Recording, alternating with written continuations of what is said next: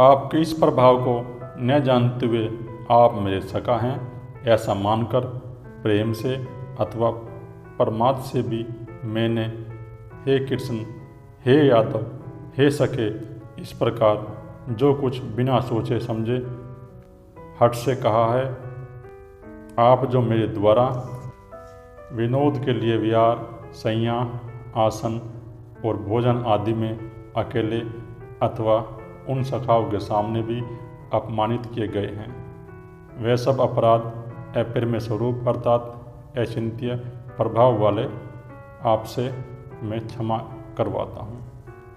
तो अर्जुन कह रहा है भगवान से कि आप मेरे सखा हैं, प्रभु आप मेरे सखा हैं और मैं आपके इस प्रभाव को नहीं जानता था जो आपका ये स्वयं का रूप है, जो तत्व आपने प्रकट किया है, मैं इस रूप को जानता नहीं था। और ऐसा मानकर प्रेम से अथवा प्रमाद से मैंने जो कुछ भी किया है, चाहे मैंने प्रेमवश किया हो चाहे प्रमादवश किया हो। तो हे यादव, हे सके, ये यादव शब्द इसमें आ रहा है, भगवान श्री कृष्ण यादव कुल के थे। तो हे सका, इस प्रकार जो कुछ मैंने बिना सोचे समझे आपसे वचन किए हैं, आप जो मेरे द्वारा विनोद के लिए विहार, तो इसका अर्थ है मनोरंजनवश मैंने आपसे कुछ शब्द कहे हैं, आसन और भोजन आदि में अकेले तत्वा उन सखाओं के सामने भी अपमानित किए गए हैं। और भोजन आदि ग्रहण करके जब आसन ग्रहण करने में आपको अपमानित किया गया है, वह सब अपराध अप्रेम स्वरूप अर्थात अचिंत्य प्रभाव वाले आपसे मैं क्षमा करवाता हूँ।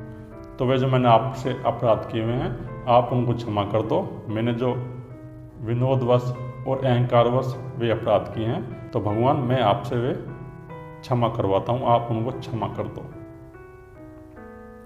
क्योंकि मैं आपके स्वरूप को नहीं जानता था और मैं अज्ञानी था, मेरी बुद्धि पे अहंकार का पर्दा पड़ा हुआ था, इसलिए जो आपका स्वरूप है उसको मैं नहीं जानता था। तो इसलिए तो है जो अगर कोई ब्रह्मज्ञानी भी है, कोई आत्मज्ञानी भी है, जिसका आगे चक्र खुला हुआ है, अगर वो संसार में रह रहा है या संसार के लोगों के पास उठ रहा बैठ रहा है, तो उसको कोई पहचानता तो है नहीं, उसको वो ऐसा ही समझते हैं जैसा कोई आम मनुष्य हो, आम आदमी हो। भगवान श्री कृष्ण को सब इस प्रकार ही समझते थे कि ये तो कोई आम मनुष्य है, आम आदमी है जैसे हमें। आप इस चराचर में जगत के पिता और सबके बड़े गुरु एवं अति पूजनीय हैं, और आप सबके पिता हैं इस जगत में, क्योंकि आपसे ही ये पशु पक्षी वृक्ष सब आपसे ही चल रहे हैं और आप ही इनको चला रहे हो, इसलिए आप सबके पिता हो और आपसे ये प्रकट हो रहे हैं और आप में समा रहे हैं। और गुरु एवं अति पूजनीय, और आप गुरु भी हो और अति पूजनीय हो। बस जिसका आगे चक्र खुल गया तो गुरु हो गया, सदगुरु हो गया वो, और सदगुरु होने के बाद फिर पूजनीय होगा वो, जिसका आगे चक्र खुल गया ना वो पूजनीय हो गया।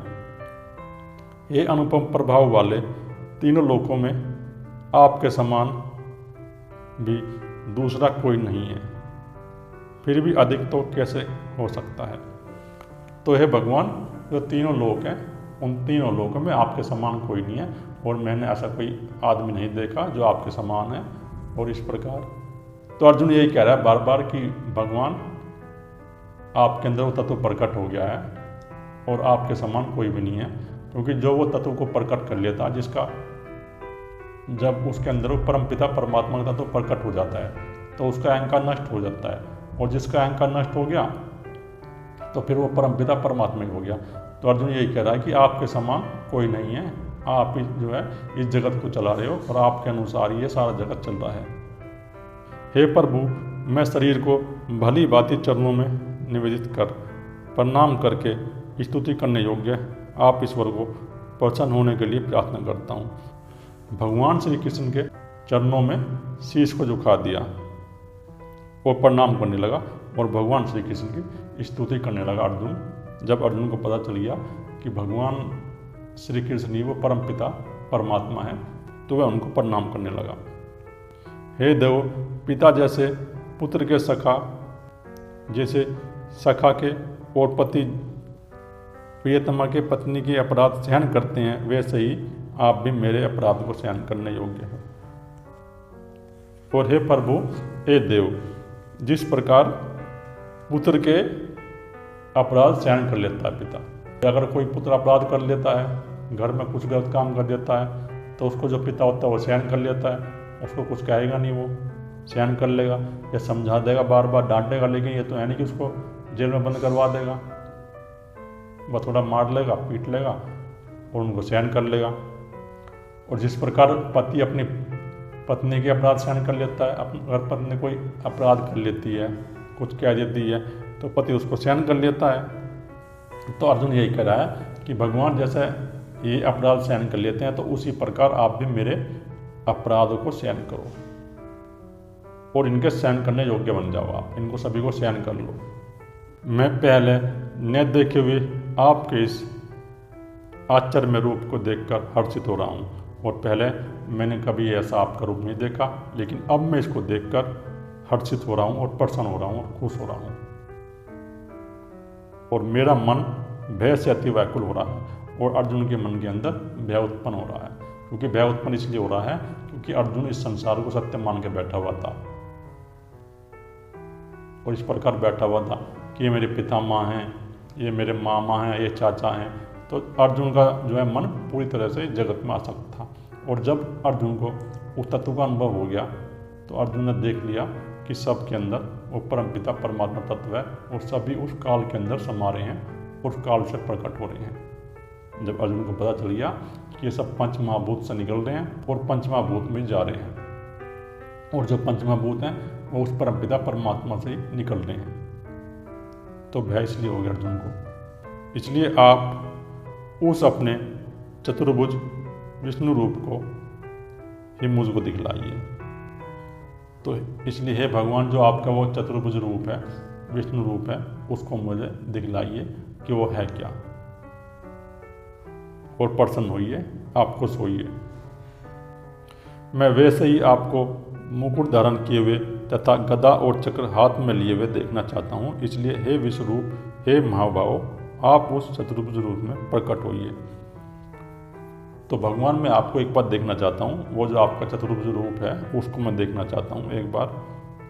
अब अर्जुन को अनुभव तो हो गया, जैसे अर्जुन ने समर्पण किया तो उसको दिखाई देगा कि सब जगह वो परमपिता परमात्मा का तत्व है। लेकिन अर्जुन कह रहा है कि भगवान, फिर भी जो आपका वो विराट रूप है उसको मुझे दिखाइए, जो आपका चतुर्भुज रूप है, और आप प्रकट होइए।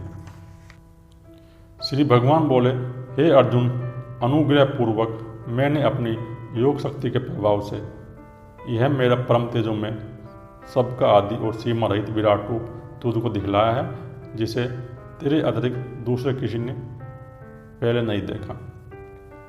तो भगवान ने कहा अर्जुन से कि अर्जुन, ये जो मेरा विराट रूप है वे पहले मैंने अब तक किसी और को नहीं दिखाया, तुझे ही पहली बात दिखाया है। क्योंकि अर्जुन ने समर्पण कर दिया, और जब अर्जुन ने समर्पण कर दिया, जब अर्जुन अपने प्राण को हृदय चक्र में लेकर आ गया, तो अर्जुन का प्राण भगवान के आज्ञा चक्र से जुड़ गया। और जैसे ही अर्जुन का प्राण भगवान के आज्ञा चक्र से जुड़ा, तो अर्जुन को वही अनुभव होने लगा जो भगवान श्री कृष्ण को अनुभव होता है।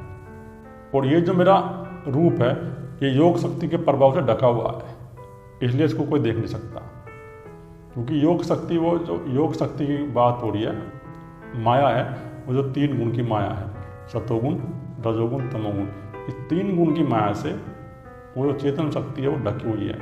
अगर हमें उसको प्रकट करना है और स्वयं को जानना है, तो हमें ये अपना 3 प्रकार का अहंकार नष्ट तो करना ही पड़ेगा। तमोगुण का अहंकार, और रजोगुण का, और सतोगुण का। ये तीनों प्रकार की जो तरंगें हमारे अहंकार में सक्रिय हो गई हैं, ये नष्ट करनी पड़ेगी। और जब ये तीनों प्रकार की तरंगें नष्ट हो जाएंगी हमारे अहंकार के अंदर से, तो वो जो चेतन शक्ति है, वो जो परम रूप है, वो प्रकट हो जाएगा। वो परम तेजो में है, वो जो चेतन शक्ति है वो परम तेजो में है, क्योंकि उसके ही प्रकाश से ये सारा ब्रह्मांड चल रहा है, और सारे ब्रह्मांड में उस परमपिता परमात्मा की शक्ति ही विद्यमान है। सबका आदि कारण सीमा रहित, तो वो जो परमपिता परमात्मा की शक्ति है वो सीमा रहित है, उसकी कहीं कोई सीमा नहीं है। उसकी इस प्रकार की सीमा भी नहीं है कि आप सोचते हो कि हमारी पृथ्वी पे जो है उस परमपिता परमात्मा की शक्ति विद्यमान है, या जो हमारा सूर्यमंडल है उस सूर्यमंडल में उस परमपिता परमात्मा की शक्ति विद्यमान है। तो इसलिए उसकी कोई सीमा नहीं है। वो जो परमपिता परमात्मा की शक्ति है वो सारे ब्रह्मांड में विद्यमान है, और ब्रह्मांड में जितने प्रकार के लोग हैं सभी को वो परमपिता परमात्मा की शक्ति चला रही है और सभी के अंदर वो तत्व विराजमान है। और ब्रह्मांड में जितने भी लोग उपग्रह हैं सभी के अंदर इसी प्रकार वो परमपिता परमात्मा का तत्व विद्यमान है। और अर्जुन, ये जो मैंने तुझे विराट रूप दिखाया है ये तेरे सिवा पहले किसी और ने नहीं देखा। तो इसलिए नहीं देखा क्योंकि जो भगवान श्री कृष्ण के चरणों में समर्पण कर देगा, जो किसी सदगुरु के पास जाएगा, जिसका आज्ञा चक्र खुला हुआ है, चाहे वो कैसा ही मनुष्य है, लेकिन तो उस रूप को देख लेगा। वो देख जब लेगा जब वो अपने प्राण को हृदय चक्र में लेकर आएगा। जब कोई साधक अपने प्राण को हृदय चक्र में लेकर आएगा और समर्पण कर देगा तो वो जो विराट रूप है वो उसको दिखाई देने लगेगा। संसार की जो माया की शक्ति है वो माया की शक्ति उसको दिखाई देने लगेगी। हे अर्जुन, मनुष्य लोक में इस प्रकार विश्व रूप वाला मैं न वेद से न यज्ञों से।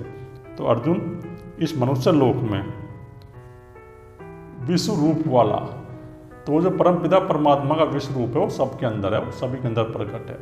भगवान यही कह रहे हैं, भगवान ये नहीं कह रहे कि मेरा शरीर, भगवान ये कह रहे हैं कि वो जो परम तत्व है विश्व रूप वाला, जो सारे विश्व में विद्यमान है, जिसकी शक्ति सभी के अंदर कार्य कर रही है।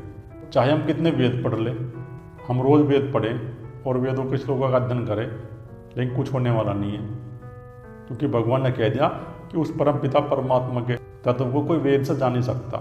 हाँ, वेद जो कहता है वो चलना पड़ेगा हमें। वेद भी यही कहते हैं कि तुम अपने भीतर जाओ और अपनी साधना में लगो और धीरे धीरे वो जो परम पिता परमात्मा को जानने का प्रोसेस है उस प्रोसेस से तुम गुजरो। जब तुम उस प्रोसेस पर चलोगे और उससे गुजरोगे तो तुम्हारे अंदर वो परम पिता परमात्मा का तो प्रकट हो जाएगा, नहीं तो नहीं होगा। और यज्ञों के द्वारा, और चाहे आप कितना भी यज्ञ कर ले, चाहे आप बाहर का कितना यज्ञ कर ले, आप रोज जो है यज्ञ करके बैठे, अग्नि प्रकट करे और अग्नि में सामग्री का हवन करे, घी डाले, कुछ नहीं होने वाला इनसे। ये सब बाहर की ही व्यवस्था है। तो तुम्हें अपने चित्त के अंदर वो अग्नि प्रकट करनी पड़ेगी, वो जो परमपिता परमात्मा की अग्नि है। जब तुम्हारे चित्त के अंदर वो परमपिता परमात्मा की अग्नि जलेगी और वो प्रकट हो जाएगी तो तुम्हारे चित्त के अंदर जो संस्कार है वो सबको जला के नष्ट कर देगी। ये जो बाहर की जगह ये केवल प्रतीक मात्र हैं, इनका तुम अर्थ समझते नहीं। और आज के समाज में ऐसे साधु संत हैं जो बाहर के यज्ञ में उलझे हुए हैं और पूरी जिंदगी उनकी निकल गई और यज्ञ करने में लगे हुए हैं नए अध्ययन से। तो अर्जुन, वो जो परमपिता परमात्मा का स्वरूप है उसको हम अध्ययन से भी जान सकते, चाहे हम कितना भी अध्ययन कर लें, चाहे कितनी पुस्तक पढ़ लें, कितने वेद पढ़ लें, कितनी किताब पढ़ लें, लेकिन हम जो परमपिता परमात्मा का रूप है उसको जान नहीं सकते। और न दान से, चाहे कितना ही दान कर ले, हम किसी को कितना ही भोजन करा ले, कितना ही दान कर ले और किसी की कितनी सेवा कर ले, लेकिन हम उस परमपिता परमात्मा को नहीं जान सकते। दान से क्या होगा? दान से हमारे अंदर सत्वगुण प्रकट हो जाएगा। दान जब हम करेंगे ना तो दान करने से हमारे अंदर सत्वगुण प्रकट होता है, लेकिन हम दान करने से भी उस परमपिता परमात्मा को नहीं जान सकते, वो नई क्रियाओं से। और चाहे हम कितनी भी क्रिया कर लें और तप से, और चाहे हम कितना भी तप कर लें, चाहे अपने इंद्रियों को कितना तपा लें, कितनी धूनी लगा कर बैठ जाएं हम, लेकिन हम उस परमपिता परमात्मा के रूप को नहीं जान सकते। तो वो जो परमपिता परमात्मा का रूप है तो तप से नहीं प्रकट होगा, दान से नहीं प्रकट होगा, वो तो जब प्रकट होगा जब तुम अपनी स्वयं की खोज करोगे और स्वयं की खोज करके अपने स्वयं के अध्ययन में चलोगे। जब तक तुम अपनी स्वयं की खोज में नहीं लगोगे और स्वयं के अध्ययन करके वो परमपिता परमात्मा का स्वरूप प्रकट नहीं करोगे तो कुछ होने वाला नहीं है। इसलिए भगवान यही कह रहे हैं कि ये सब जो क्रियाएं हैं अर्जुन, ये बाहर की क्रियाएं हैं, इन बाहर की क्रियाओं से हम उस परमपिता परमात्मा के तत्व को नहीं जान सकते। अगर हमें उस परमपिता परमात्मा को जानना है तो हमें अपने चित्त के अंदर वो यज्ञ की हमनी प्रकट करनी पड़ेगी। और जब हमारे चित्त के अंदर वो यज्ञ की हमनी प्रकट होगी तो परमपिता परमात्मा का स्वरूप जो तेज में है वो धीरे धीरे प्रकट होना शुरू हो जाएगा। जब तक तुम अपने भीतर नहीं जाओगे तो तुम्हारे अंदर वो परमपिता परमात्मा का रूप प्रकट नहीं होगा। यही बात हुई ना। मेरे इस प्रकार के इस विकराल रूप को देखकर तुझको व्याकुलता नहीं होनी चाहिए। और इस प्रकार जो तुमने मेरा ये विकराल रूप देखा अर्जुन, तुझे व्याकुल नहीं होना चाहिए, क्योंकि वो जो परमपिता परमात्मा है वही सत्य है और सत्य का तुमने दर्शन किया है। तो सत्य को देख के तुम्हें अर्जुन व्याकुल नहीं होना चाहिए और मूढ़ भाव भी नहीं होना चाहिए। और तुम्हारे अंदर ये जो मूढ़ भाव है इसको भी नहीं होना चाहिए, क्योंकि मूढ़ भाव उसी के अंदर है जो मूर्ख मनुष्य है, जो इस संसार में आसक्त है पूरी तरह से, वही मूढ़ है। अर्जुन, ये मूढ़ भाव तुम्हें समाप्त करना चाहिए और यह ज्ञान तुम्हें समाप्त करना चाहिए और तुम्हें वो जो रूप है उस रूप को स्वीकार करके सत्य मानकर अनुभव करके उसको देखना चाहिए और भय रहित पीत युक्त मन वाला होकर उसी मेरे इस शंख चक्र गदा रूप को फिर देख। तो फिर उसको देख बार बार। तो वो जो अर्जुन के चित्त पे भगवान श्री कृष्ण की तस्वीर अंकित होगी है, तो ऐसा तो जाएगी नहीं कि एकदम चली जाएगी, लेकिन हाँ धीरे धीरे जाएगी। तो इसलिए भगवान यही कह रहे हैं, उसको समझा रहे हैं कि अर्जुन तू बार बार इस रूप को देख, बार बार जगत को देख, तू डर मत बिल्कुल भी और भय रहित हो जा। तुम्हारे अंदर ये जो भय उत्पन्न हो गया है देख के, तो तुम इस भय को समाप्त कर दो। बिल्कुल भी मैं खड़ा हूं तुम्हारे सामने, तुम भय रहित मत हो और प्रीति युक्त होकर तुम उसको देखो, वो जो परमपिता परमात्मा का रूप है। संजय बोले, वासुदेव भगवान ने अर्जुन के प्रति इस प्रकार कहकर फिर वैसे ही अपने चतुर्भुज रूप को दिखलाया। तो संजय कहने लगा कि वासुदेव भगवान ने अर्जुन के प्रति इस प्रकार कहकर, तो अर्जुन को फिर वो रूप दिखला रहे हैं। तो ये रूप दिखलाने का मतलब यही है कि भगवान श्री कृष्ण का चित्र अंकित हो गया है अर्जुन के चित्त पे। तो भगवान उसको समझा रहे हैं बार बार कि तुम देखो, इसको बार बार देखो, जो पांडवों की सेना है और कौरवों की सेना है, इसको बार बार देखो। इन सभी के अंदर वो परमपिता परमात्मा की शक्ति विद्वान है और ये सब उस काल के घर में समा रहे हैं। तो इस रूप को तुम बार बार देखो, डरो मत, डरने की कोई बात नहीं अर्जुन, मैं खड़ा हूँ, बिल्कुल भी किसी प्रकार का अपने अंदर भय उत्पन्न मत करो। तो यही बार बार समझा रहे हैं भगवान अर्जुन को, लेकिन अर्जुन की समझ में कुछ नहीं आ रहा। अर्जुन बार बार भयभीत हो रहा है। फिर भी इतना सब कुछ समझाने के बाद भी अर्जुन कुछ समझ नहीं रहा। अर्जुन के अंदर जो भय है वो भय समाप्त नहीं हो रहा। तो अर्जुन बोले, हे भगवान, आपके इस अति शांत मनुष्य रूप को देखकर अब मैं स्थिरचित हो गया हूँ और अपनी स्वाभाविक स्थिति को प्राप्त हो गया हूँ। तो अर्जुन को अनुभव हो गया और अर्जुन ने कह दिया कि भगवान, मैंने ये जो आपका रूप है वो देख लिया और उस रूप को देखकर अब मैं शांत हो गया हूँ। मेरे अंदर वो जो मोह और शोक उत्पन्न हो गया था भगवान, वो मोह और शोक समाप्त हो गया है और मेरे चित्त के अंदर शांति स्थित हो गई है और अपनी स्वाभाविक स्थिति को प्राप्त हो गया हूँ और जो वो स्वाभाविक स्थिति है उसको मैं प्राप्त हो गया हूँ। जो पहले, जैसा अर्जुन कह रहा कि जिस प्रकार मैं पहले था उसी प्रकार मैं पहले हो गया हूँ और अब मैं उसको प्राप्त हो गया हूँ। अब मेरे अंदर ना तो कोई भय है, ना शोक है, ना मोह है। मेरे सब प्रकार के शोक और मोह आपने समाप्त कर दिए हैं और इस प्रकार जो मेरा पहले का रूप था वो अब मेरे अंदर प्रकट हो गया है। तो श्री भगवान बोले,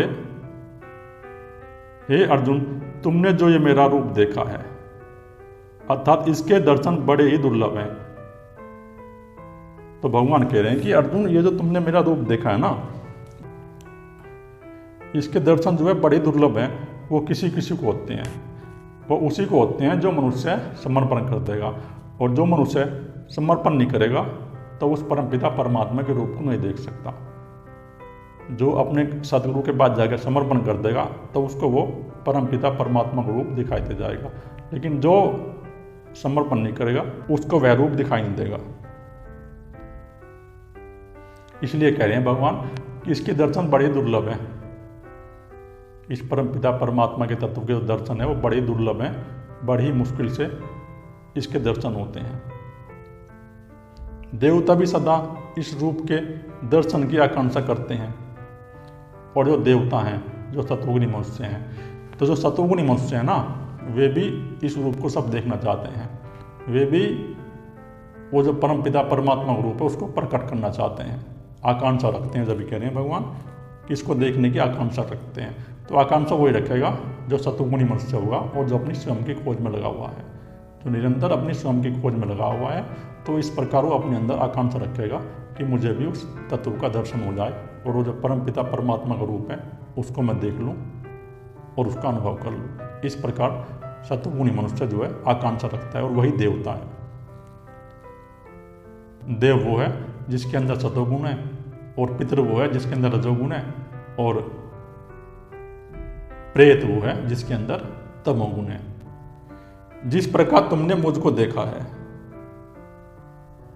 तो अर्जुन जिस प्रकार तुमने मुझको देखा, तुमने जो ये मेरा विराट रूप देखा है, तो इस प्रकार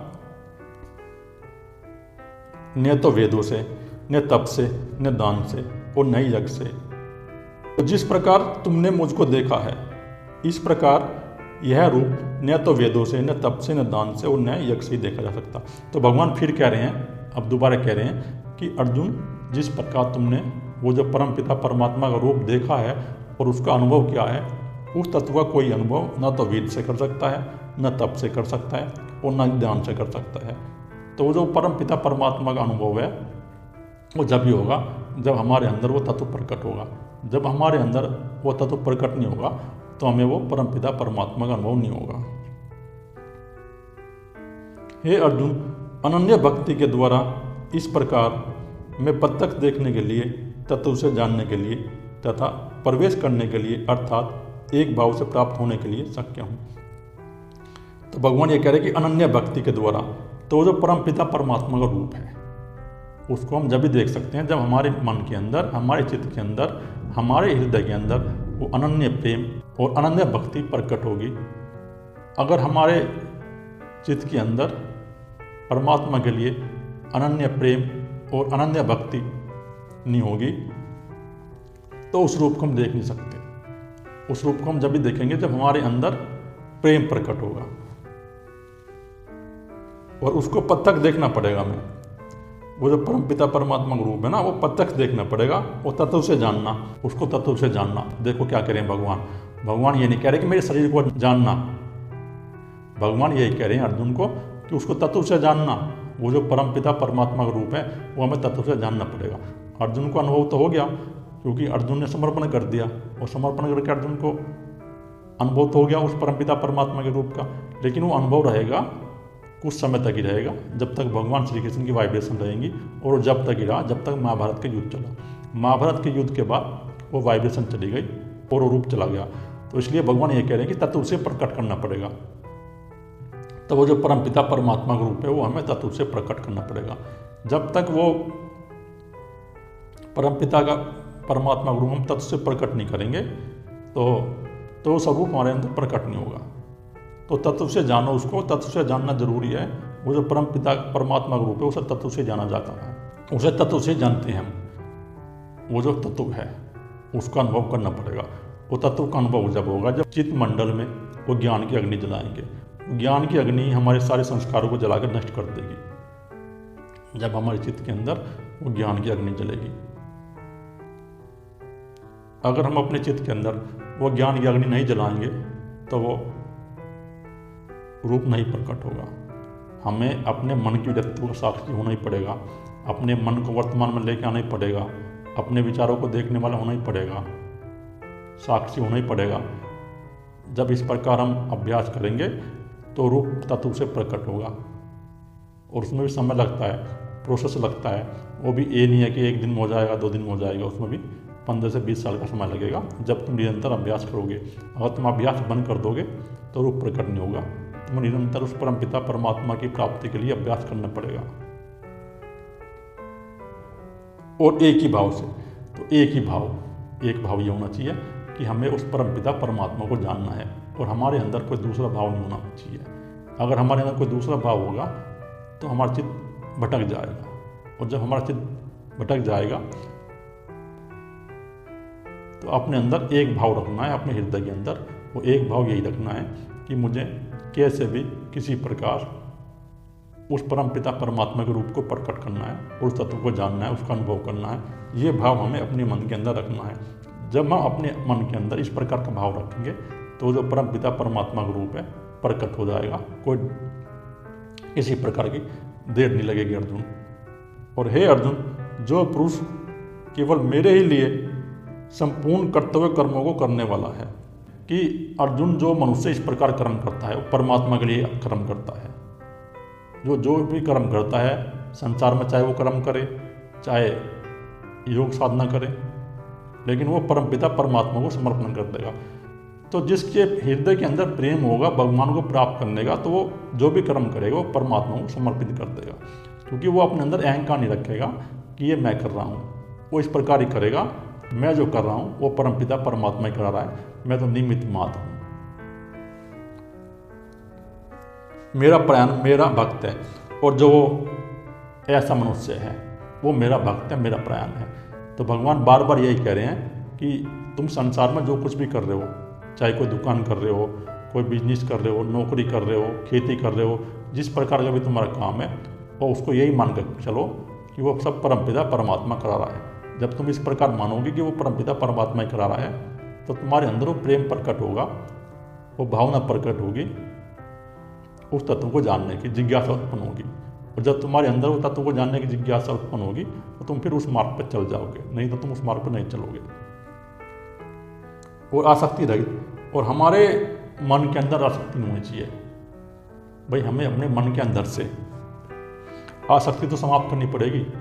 जब तक हमारे मन के अंदर आसक्ति रहेगी संसार की वस्तु को प्राप्त करने की, तो हम कैसे उस परमपिता परमात्मा के मार्ग पर चलेंगे।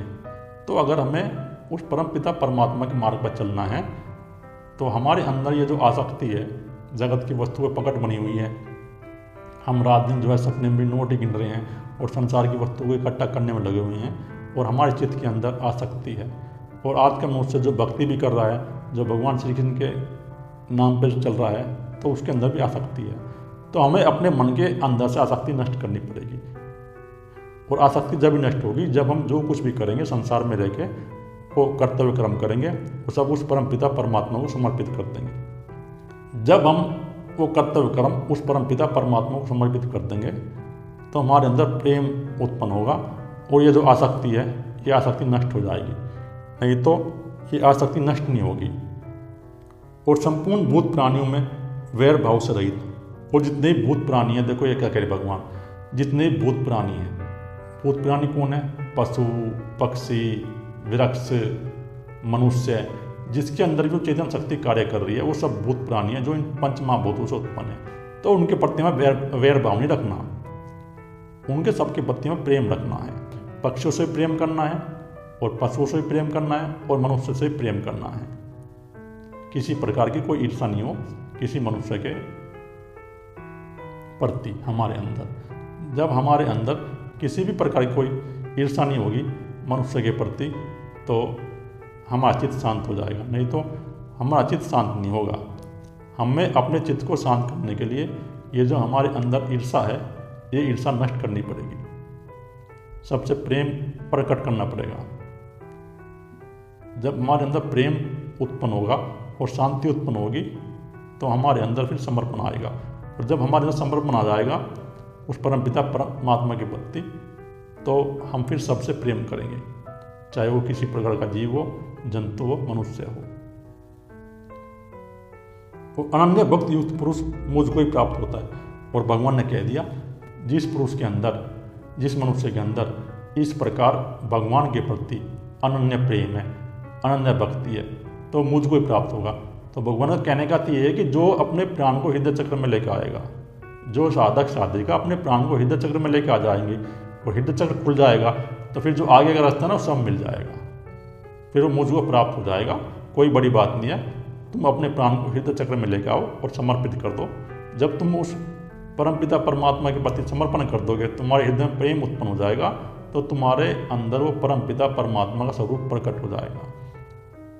और अगर तुम अपने मन के अंदर प्रेम नहीं उत्पन्न करोगे, हृदय के अंदर भाव उत्पन्न नहीं करोगे, तो तुम चाहे कितना भी उस परमपिता परमात्मा के नाम का जाप कर लो, तुम्हारे अंदर वो तत्व प्रकट नहीं होगा। पहले तुम्हें समर्पण करना ही पड़ेगा। बिना समर्पण के अध्यात्म नहीं है। अगर तुम अध्यात्म में चल रहे हो, तो अपने प्राण को हृदय चक्र में लेके आना पड़ेगा। जब तुम अपने प्राण को हृदय चक्र में लेके आओगे, तुम्हारे अंदर समर्पण उत्पन्न होगा, तो तुम्हें फिर उस परमपिता परमात्मा का अनुभव हो जाएगा। नहीं तो नहीं होगा। नहीं तो तुम्हें उस परमपिता परमात्मा का अनुभव नहीं होगा। तुम्हें पहले अपने प्राण को हृदय चक्र में लेके आना पड़ेगा। अगर तुम सोचते हो कि हम बिना समर्पण के उस परमपिता परमात्मा को पालोगे तो नहीं पाओगे। तुम्हारा जीवन नष्ट हो जाएगा, तुम्हारे हाथ कुछ नहीं लगेगा। तो भगवान यही कह रहे हैं कि भक्ति और प्रेम अनन्य भाव अपने अंदर प्रकट करना पड़ेगा साधक को। जब साधक भक्ति और प्रेम अपने अंदर प्रकट करेगा तो स्वरूप धीरे धीरे प्रकट होगा, खुलेगा, नहीं तो नहीं खुलेगा। और वो फिर मुझको ही प्राप्त हो जाता है। तो भगवान ने कह दिया, जो साधक इस प्रकार साधना करता है, अपने अंदर प्रेम उत्पन्न करता है, भक्ति उत्पन्न करता है, तो फिर वो अंत में मुझको ही प्राप्त हो जाता है और वो उस तत्व में ही विलीन हो जाता है, उसका अहंकार। जब उसका तीनों प्रकार का अहंकार नष्ट हो जाएगा, रजोगुण, तमोगुण और सतोगुण, ये 3 प्रकार के अहंकार हैं जिस कारण हम बार बार जन्म लेते हैं और हमें बार बार इन नए शरीरों में प्रकट होना पड़ता है। जब हमारे तीनों प्रकार का अहंकार नष्ट हो जाएगा तो वो परम पिता परमात्मा रूप प्रकट हो जाएगा, नहीं तो नहीं होगा। आप कितने भी प्रयास करो, कितनी भी कोशिश करो, हमें अपने प्राण को हृदय चक्र में लेकर आना ही पड़ेगा। यही समर्पण का विज्ञान है। यही बार बार कह रहे हैं भगवान कि अर्जुन अपने प्राण को हृदय चक्र में लेकर आओ, समर्पण कर दो। ओम। श्रीमद् भगवद गीता अध्याय नंबर 11 समाप्त। ओम श्री वासुदेवाय नमः। जय श्री कृष्ण।